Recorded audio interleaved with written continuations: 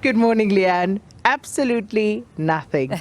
More of the same. Hurry up and wait. That's what we do. But fortunately, it also gives us a bit of time to digest what has been going on here at Nasrec. And, we are looking at what's coming through. We're trying to speak to some of the delegates that are here. And it's been very interesting, especially the last 24 hours. And really, things do seem to be shifting. And it's very difficult to call. I think anyone who tries to call this one would have to be very brave. But I thought it was interesting yesterday where there was one of the delegates who came with numbers. And very interestingly, for example, in a province that maybe has around 600 delegates, he would say, we know we have 200 of those for sure. And, he was tallying those up and making very bold predictions, which I thought was very interesting because he was very sure about the numbers. But that's just one example of some of the scenarios playing out right now. We'll wait. It's just about 25 minutes before the promised time of announcement. I'm not holding my breath. Angelo Fick, I'm sure you're not either. No, so my crystal ball is completely cloudy, and there is something slightly purgatorial about waiting and waiting and waiting and being given vague promises that cannot be committed to. So we were told yesterday by Pulemabe that they're hoping to have the results in the evening. And when asked by a journalist whether or not he could commit to this, he evaded any kind of commitment. And that tells me that just because we think 9 o'clock might be that time doesn't necessarily mean, even though the votes have all been finished, the counting has been finished, and the argument over what those results show may still be ongoing. And of course, then there's that little matter of policy and some deliberations that are meant to happen. We did see the delegates break into those plenary sessions, but it didn't seem as though that was top of mind for anyone. No, so this is one of those moments where centre and periphery have switched places, and what we've seen is that while it was called the elective conference, it's also supposed to have some kind of very specific mandate around whether to engage with the policies of the middle of the year, whether to debate their, specificity and of their applicability, or whether this is just about voting, getting the leadership numbers out, and policy, the most important matter for a party that governs a country in a crisis. That seems to be the sideshow, the periphery, the also done, the also round, the thing that you then pay attention to. And that is slightly problematic given where we find ourselves as a country, as a nation, because you take the energy crisis, for example, and one would imagine that a conference such as this would be seized with trying to at least come up with policy that would take us on a progressive path towards solving our energy crisis at the moment, and perhaps also coming up with, a good solution for the future. Yes, but that would, I think, require a different kind of caliber of organization. And so I think being obsessed with leadership and the patronage networks that come with that kind of leadership contestation, other matters are put aside. And I think it's not just the policy for the country. So for an organization that is as self-interested as many organizations tend to be, the larger project of the country, one could perhaps still explain why that isn't the focus in the energy policy discussion or disaster mitigation policy discussions, given what we're undergoing this summer. But for an organization in crisis, the fact that they're not even dealing with organizational transformation matters with a great deal of seriousness from the delegates suggests that this may actually just be a formality. And of course, our vantage point as the SABC happens to be, we didn't realize, because when we think back, previously, that space wasn't utilized, at least not as, one of the plenary venues, and seemingly it was yesterday. So I asked some of the delegates who were going in which commission was sitting there. Most of them seemingly didn't know, they were confused, but that happens. But then I looked at who was going in, how many people were going in, because that was education, science, technology, and innovation. And I would have thought that that would be such a key commission. And, again, that people would want to be there in order to make sure that they actually do more than just pay lip service when they always tell us that education is perhaps the silver bullet to the problems that we face as a nation. Wasn't that well attended?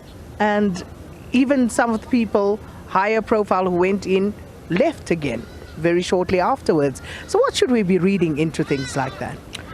My sense is that while for a long time many people in the African National Congress liked to quote Nelson Mandela and his view of education as the ticket to liberation and to change, my sense is that that isn't necessarily what the focus is, because again, both internal to the party, there's been concern around the caliber of cadre they produce because of political education, and then in the country we've had concerns around education in a different sense, where every year the Minister of Basic Education reads out matric results as if they're lottery numbers, but our international benchmark performance is execrable. So, 1.78% of 10-year-olds or grade 4s or whatever they are couldn't read for meaning in any language whatsoever.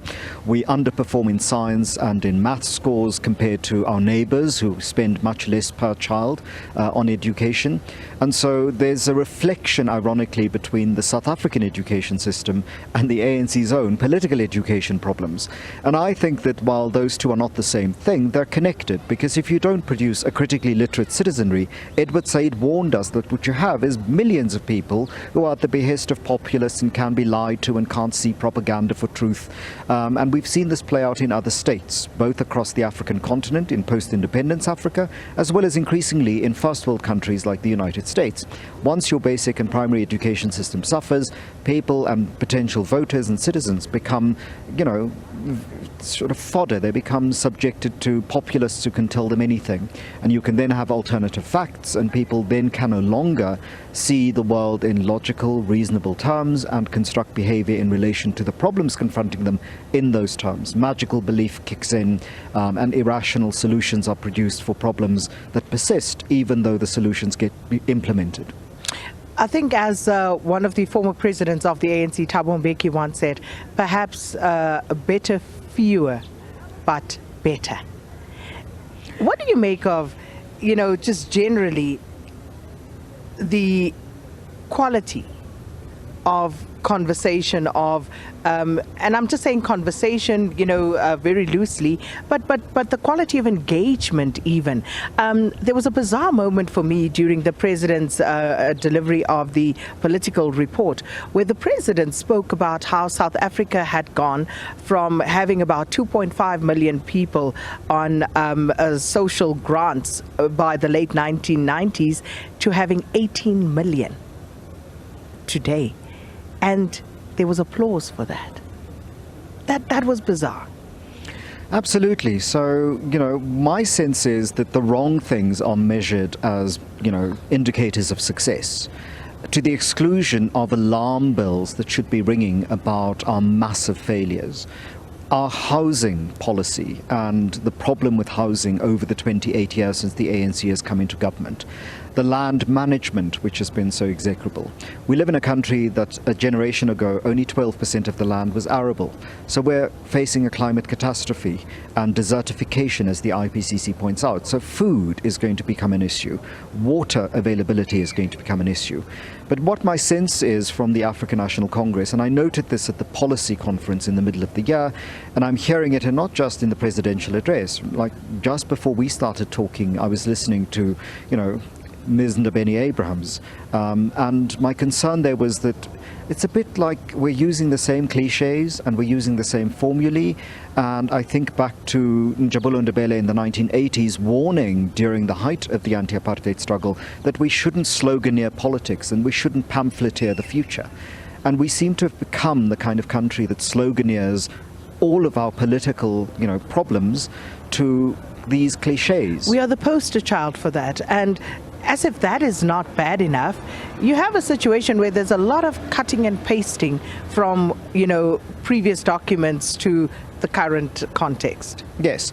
So, invoking No Violet Bulawayo, we need new names. We need new names on these lists. We need new people to be standing in political positions, but we also need new names for our problems.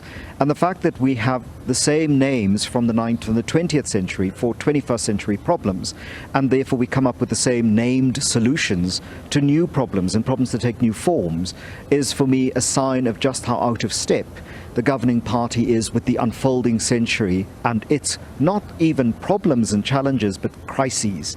If your infrastructure is collapsing, if water supply is in trouble, if energy supply is neither reliable nor even generable, what you have is a need to begin to think of whether or not the language you're using to describe these issues is fit for what it is you see around you.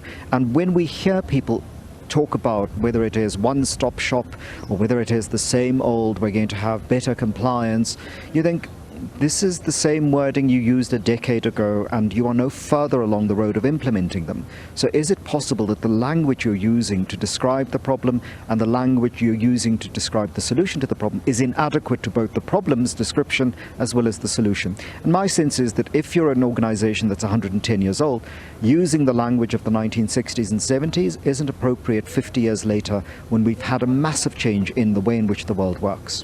Well, has the organization moved along with those changes is, of course, one of the questions. Just before I get to the break and speak to Sakina, are you brave enough to venture a guess as to who's going to be the president later as today? I said, my crystal ball is completely cloudy and I have no wish to put my head on the chopping block and say it's X or Y. Angelo Fick, of course, and of course he's going to be with SABC throughout the day, so you'll catch him on some of the other shows coming up as well. But for now, let's take a quick break.